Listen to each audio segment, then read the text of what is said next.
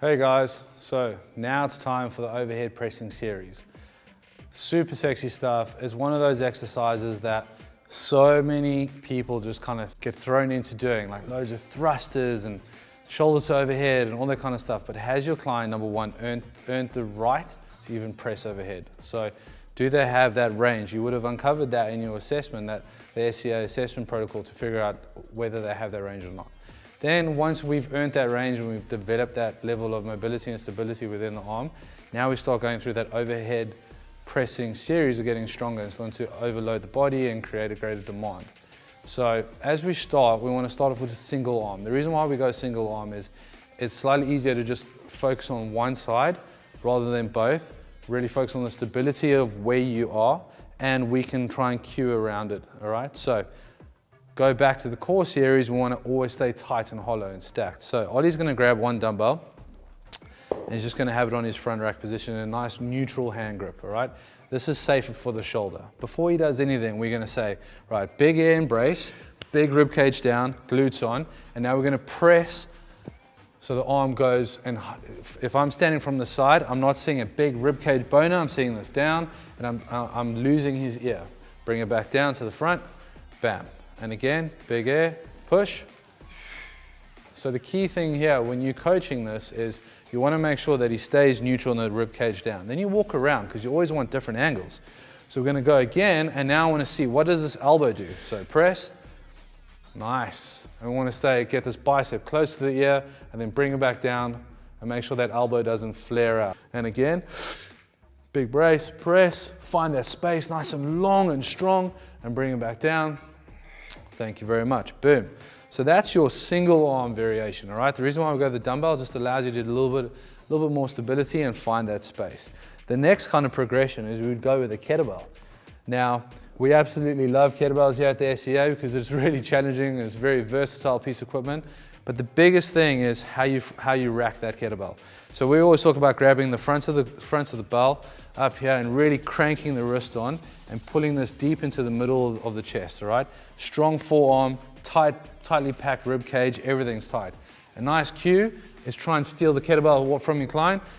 That's how you really teach them to stay packed on, locked on, stacked. Same vibe with the dumbbell, but now we're gonna press overhead.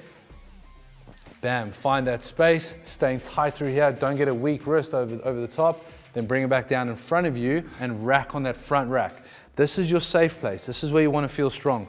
Don't let them cheat through that lumbar extension. You just want to stay bam over here. And again, drive through, bam. I can't see the ear from here. This is a great position. Then bring it back down. Absolutely awesome. Guess what? Now we're earning the right to move along. So what's the next stage of this hierarchy? Well, now you've earned the right to do some of the sexier things, like 2 dumbbells at once, right? Oh, sexy times, let's go. Nothing changes. Only thing is now there's greater demand on this anti-extension, bam. It's greater demand on the shoulder mobility. So you cueing, keep your ribs down, keep your glutes on, bring it back down. Big brace, big attitude. Press, always press with intent. Bring it back down. Well done, rest. Don't forget that. You always got to move with intent, and always tell your client why they're even doing it and what's the intent for this exercise. So then the next vibe is dual kettlebells. Again, nothing changes. Only thing is you've got 2 kettlebells. Please rack them both up on your front rack. So again, same cues. Try to steal the kettlebells. Make sure they're tightly packed. Ribs are down. Same thing. You're moving from here. You're going to shift your weight. Go. Bam. So now we've come through, and then we sit back down, bring the kettlebells back on the front rack. You'll find, because there's such a great demand of where the center of gravity changes, don't have your client leaning back through their back. It's just going from more being on their heels in this position as they press into that tripod foot. So let's go again. Bam, tripod foot really strong, shift back onto the heels, but not leaning back through the low back. Absolutely awesome. Thanks. So we've done all the cool like single dumbbell, single kettlebell work. So now we get over to the barbell stuff. And now this is the whole reason why we started the SCA. You know, you can't just go and throw people on a barbell and think, hey, let's just go press overhead. You haven't earned the right to get there, so you know your client's going to end up injured very soon. Now we get to the sexy stuff, right? So we're at the bar, and we always want to get into that strong front rack position, and we're just going to go for a strict barbell overhead press. So Ollie's gonna front rack. He's gonna have his hands wide enough where his shoulders feel comfortable. And all we're gonna do is we're gonna stay stacked through here, stack through the glutes, soft knees, drive up overhead, press behind his head. That's where he's gonna feel strongest most. Good vertical line over the spine and then bring it back down, boom. And again, staying really tight. Those knees aren't giving, okay? We're not gonna cheat through the legs. Fantastic. So how do we make that easier? How do we make that even more dynamic, more powerful? Okay, so let's get the whole body involved, right? So we're gonna go a little dip in the knees and all that momentum from the legs, bam, is gonna drive through.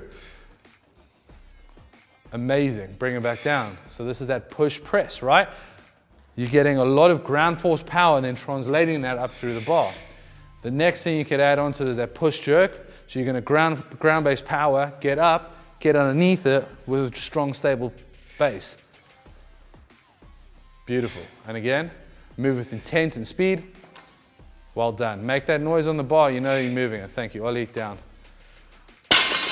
Pressing overhead is absolutely awesome, but you've got to earn the right to be there. You haven't allowed your client to earn that right, you're going to hurt yourself or you're going to hurt that client. So put your client first, earn the right, be strong in all the positions, top, bottom, everything, and then have fun. Be a good coach.